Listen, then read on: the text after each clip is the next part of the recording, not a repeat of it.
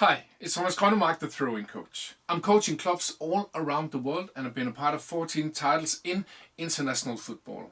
I also have an online course for coaches and players called Grønnemark's Throwin Academy. In this video I'm going to tell you why you have to have throwing coaching in all of your sessions. When some people hear that you have to have throwing coaching in all of your sessions, they think you're mad because you can't train throw-ins all the time. But just in a few seconds, I'll tell you why. But first I'm going to talk about the mistakes that most coaches are making around throwing coaching. Because many coaches, they're playing with kick-ins in a match. So it means that they doesn't have the same pressure when you have a throw-in in a match. So that'll give them challenges when their team is playing. I also see a lot of coaches who are starting from the goalie when they do a game.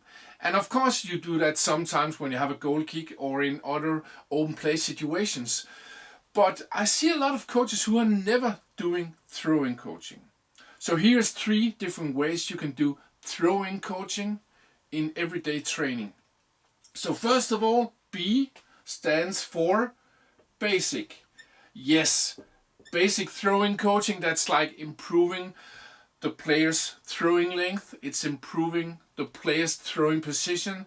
It's also about specific throwing tools like return pass, good distance, striker shuffle, big box side pass, mini switch, things like that.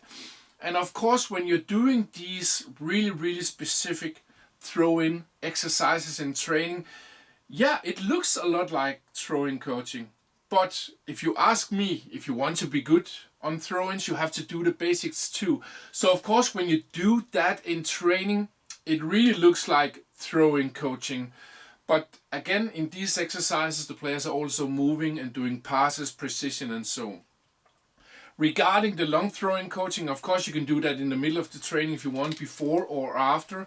And you can also say with all these basic exercises, you don't have to use a whole session for that. You can use a few minutes in the warm-up, like 5-10 minutes, because it's often low intense exercises. So again, I think you can do them in almost every session if you want.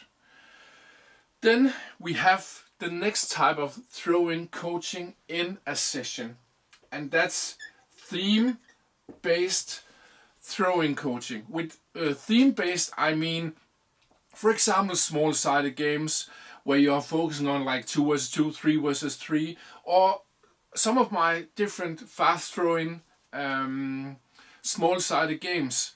It could also be a zone-specific small-sided games where you have a specific theme you want to focus on or improve. It could also be bigger zonal games around the pitch. Of course, when you do that, it'll be normally a little bit higher intensity, maybe medium to high. And yes, it'll also typically take a little bit more time than the basics. But when you're doing these theme-specific throw-in drills or training, you'll also do a lot of other things like defending, tackling, passing, running, goal scoring, things like that. So even if you are doing throwing coaching, you're still doing a lot of other things. So it means that you'll be able to do that again in almost every session if you want to. And I think it's really important. Then the last kind of throwing coaching you can do is Throwin Focus. What do I mean with Throwin Focus? A lot of the drills I'm doing and a lot of the things I have from my long, fast and clever throwing philosophy, that can be put into all the football drills you're already doing now with the team. But you can just add on a throw-in focus. So it doesn't mean that you have to say, now we're doing throwing coaching. But let's say you're playing a 6 versus 6 interval game on big goals with goalkeepers, and it's actually really not a throw-in exercise, but you can just put on a throw-in focus. So just before you do this 6 versus 6 interval game, you can maybe say, okay, here, boys or girls, here now we have to focus on making the pitch big in all directions. We want to see if we can switch the play. We want to see if we can make some shuffle if the space is not there. Remember to throw fast, or remember to have patience if you can't throw fast. You know, it could be short messages like that. So you can say, you can have a whole drill, but maybe you're only using, like, let's say 15 seconds to talk about the throw-in focus, and maybe then use, I don't know, 15, 30 seconds to explain the other types of focus. And of course you can also select a few, and so again, you have to focus on throw-ins in all sessions.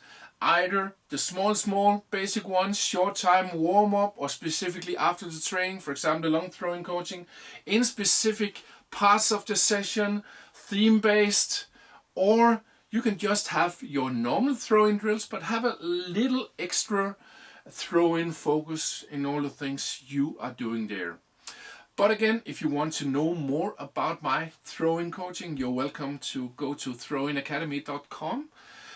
You're also welcome to follow me wherever you see this video on my social channels like LinkedIn, YouTube, Twitter, Instagram, Facebook, and so again, remember, there are 40 to 60 throw-ins in a match. Most teams lose the ball in more than 50% of the occasions when they have a throw-in under pressure. So if you're not focusing on the throw-ins now, today it's the time to start. Have a fantastic day. Bye bye.